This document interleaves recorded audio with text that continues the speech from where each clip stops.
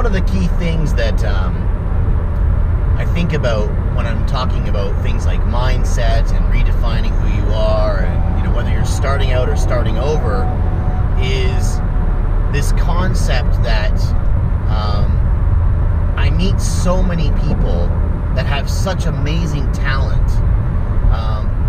but also so many of them that are stressed, overworked, tired, kind of beaten up around the edges, especially those people who, when I look at them and talk to them, I know that they're in this position when they look at their life, they don't see the life that they wanted for themselves. They see parts of that life, right? They're grateful for the good things they have, but they know something's missing.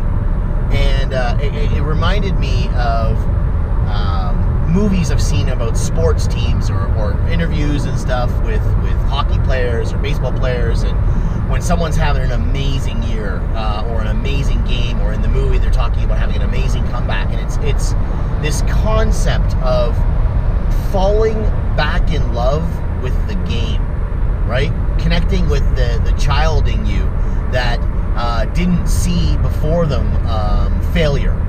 The kid inside you that imagined the world of what if and maybe and possibility. And those are the feelings that we had when we were younger, that we didn't really put barriers on ourselves, and we didn't set our own limits, because we kind of just enjoyed the world around us and our place in it, and exploring what we could do. And every single time that I've encountered anyone who's really good at their job, and I'm not just talking job in a professional sense, but whatever they've chosen as their thing, it always comes down to there's this profound love of whatever game they're playing, right? The best parents that I know really, really love being a parent and shaping and molding their kid and struggling through things with them and paying attention. And I want to emulate those individuals, because I know that I have moments like that, but I'm not always at my best because I get wrapped up in my own world.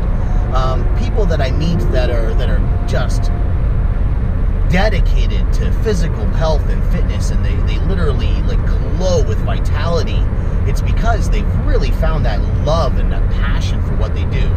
And I'm not saying that that's the only deciding factor, but I got to tell you, I know someone that every day they wake up and it's a chore for them to go to their job. They look at their life and go, it's not where I want to be. And when they look at it, they see one of the key factors in their unhappiness as the 8-hour job that they do that they don't really enjoy. But they don't enjoy the environment, they don't enjoy the work, they wish that they could be doing other things, but they also know that they hold themselves back out of fear. And I think to myself, what is it about me that makes me different than them? Because I earn a salary, I work for someone else. The Undecided State is not a full-time gig yet. Why do I wake up every morning and go, it's work?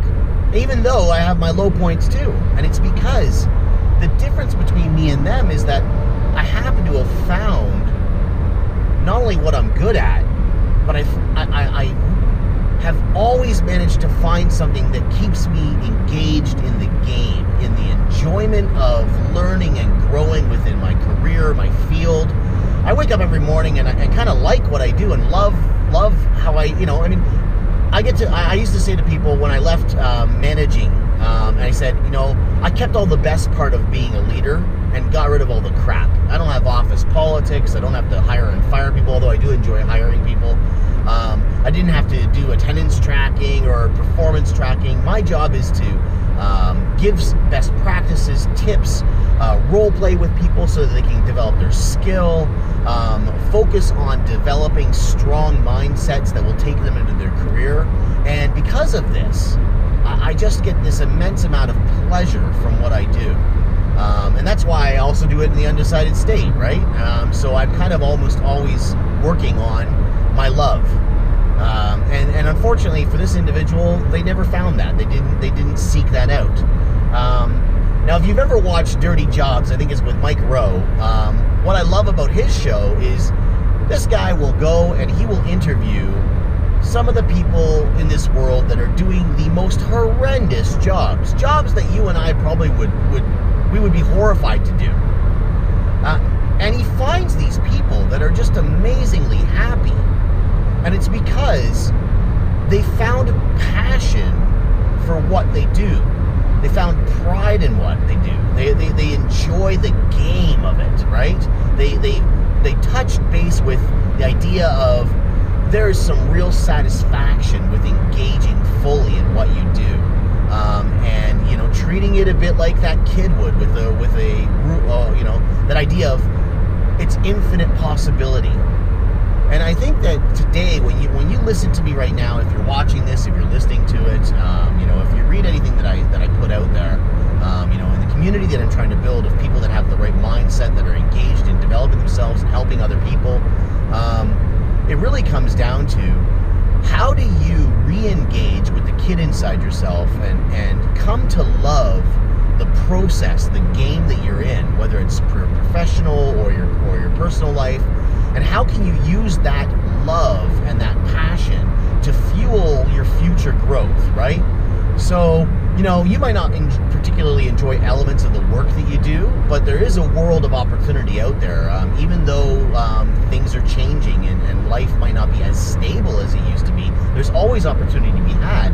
And in the job that you currently have, you might be able to find elements of it that you're really good at and that you like.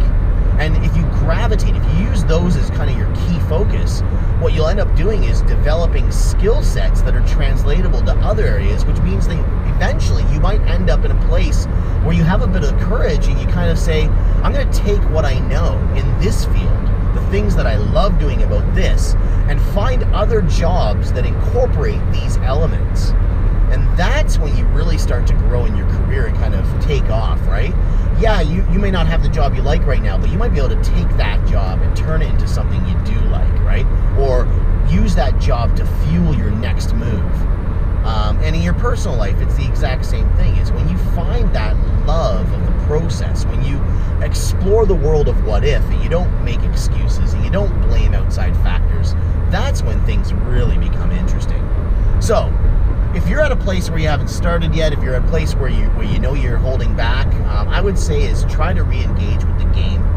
Try to find a love for it. Maybe you've never found a love for it in the past, but really start doubling down and focus on that right now.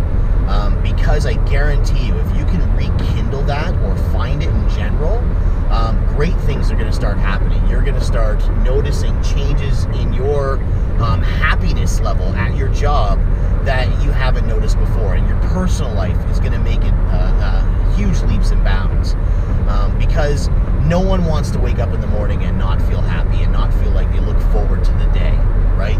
You need to wake up and go, man, another day, let's tackle it, let's get it going, let's get it on, right? All right, that's my message. Take care, take action, have an amazing day. Bye.